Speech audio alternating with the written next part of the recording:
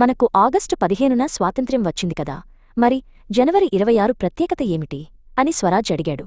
విధాన్ చిరునవ్వుతో, ఇది కేవలం ఒక సెలవుదినం కాదు స్వరాజ్, ఇది మన దేశం ఒక గణతంత్ర రాజ్యంగా మారిన రోజు అని చెప్పాడు. 1947 ఆగస్టు 15న బ్రిటిష్ వారు మనకు స్వాతంత్ర్యమిచ్చారు. కాని అప్పటికి మనకంటూ సొంత చట్టాలు లేవు.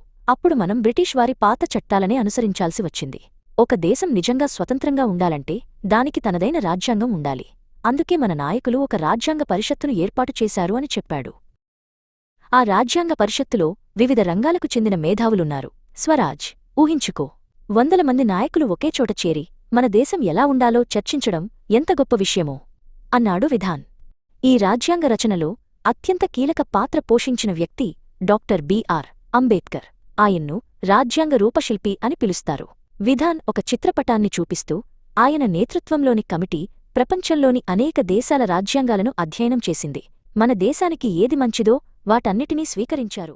రాజ్యాంగ రచన అంత సులభంగా జరగలేదు. ప్రతి అంశంపై సుదీర్ఘమైన చర్చలు జరిగాయి. మనం ప్రతి పౌరుడికి సమాన హక్కులివ్వాలి, మతం, ప్రాంతం అనే తేడా లేకుండా అందరికీ ఓటు హక్కు కల్పించాలని వారు నిర్ణయించారు. ప్రాథమిక హక్కులన్నీ అప్పుడే రాశారా అని అడిగాడు. స్వేచ్ఛగా మాట్లాడటం, నచ్చిన మతాన్ని అనుసరించడం, చదువుకోవడం, ఇవన్నీ రాజ్యాంగం మనకిచ్చిన వరాలు. ఈ హక్కులే మనల్ని ఒక ప్రజాస్వామ్య దేశంగా నిలబెట్టాయి. రాజ్యాంగాన్ని పూర్తి చేయడానికి దాదాపు 3 ఏళ్లు పట్టింది. సరిగ్గా చెప్పాలంటే 2 ఏళ్ల 11 నెలల 18 రోజులు. 1949 నవంబర్ 26న రాజ్యాంగాన్ని ఆమోదించారు. ఇది ప్రపంచంలోనే అతిపెద్ద లిఖిత రాజ్యాంగం అని విధాన్ గర్వంగా చెప్పాడు. మరి నవంబర్లో పూర్తయితే జనవరి 26 వరకు ఎందుకాగారు అని స్వరాజ్ అడిగాడు.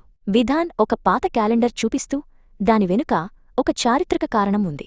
1930 జనవరి 26న భారత జాతీయ కాంగ్రెస్ మొదటిసారిగా పూర్ణ స్వరాజ్, సంపూర్ణ స్వాతంత్ర్యం కావాలని తీర్మానం చేసింది.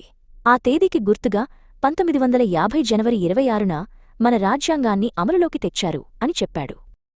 అలా 1950 జనవరి 26న భారతదేశం గణతంత్ర దేశంగా అవతరించింది. డాక్టర్ రాజేంద్రప్రసాద్ మొదటి రాష్ట్రపతిగా బాధ్యతలు చేపట్టారు. స్వరోజు నుండి మనం ప్రతి ఏటా ఢిల్లీలో భారీ పరేడ్ నిర్వహిస్తాం.